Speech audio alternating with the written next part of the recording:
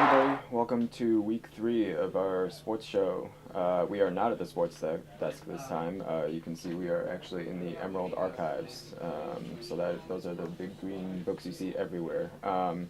But this week we be a little bit of a shorter show this week. We're gonna talk a little bit about Colorado.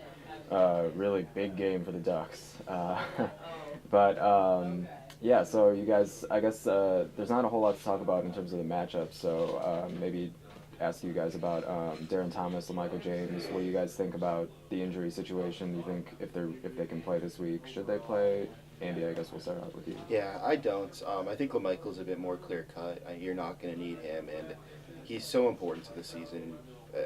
With an injury like that, it just really why risk it.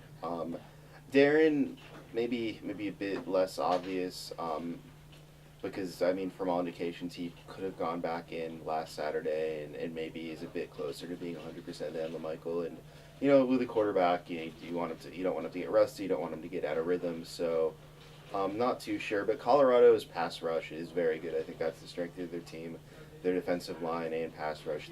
Going into last week, they were leading the conference in sacks. So they're second this week. Right? And with even just the inherent risks of being a quarterback in Oregon's offense, I don't see too much reason for him to. And the Buffalo could always get loose, which is a major concern of mine. So, what about you, Isaac? I think if you asked me this question and Darren Thomas had gotten injured late in the fourth quarter against Arizona State, my answer would probably be really different.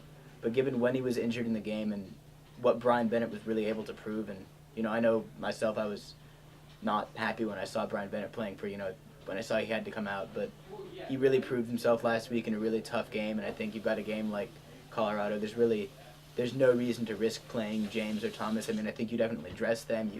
You obviously travel them, and if they need to come in, if Colorado just comes out and plays an inspired game and starts, threatening the upset, then you can maybe talk about bringing Thomas or James in. But given that it's not really a game that I think anyone is expecting to be particularly close, there's no reason to risk risk re-injuring and having a Dennis Dixon situation all over again. Right. And I guess we'll just kind of look at the Colorado game in general. Obviously it's probably not going to be too close of a game. Colorado is still winless in the Pac-12, and I think like what you were saying, the pass rush, that's basically about the only thing they have going for them. What else do you guys see when you look at this matchup? They basically have the same amount of injuries as Arizona State without the talent Arizona State had, and that's not a good combination. Yeah. The only possible mitigating factor is the altitude. Cal, which is not a good team but not bad, the Buffaloes took them to overtime, so that could even things up. But then again, Oregon, with the pace at which they practice, the conditioning that they go through, I don't think it'll be a huge issue. So it's just pretty uneven in all facets of the game, I think is the best way to put it. Let's assume Brian Bennett plays instead of Darren Thomas, which actually is pretty up in the air right now. Darren did say that he expects to play today, but we don't really know what the real story is. But assuming that Bennett plays in his place, what would you expect to see from him? He was a little uneven in the passing game. He didn't pass much when he played last Saturday, but from what you guys saw, what would you expect to see from him in Darren's place? I'd expect to see him maybe pass a little more.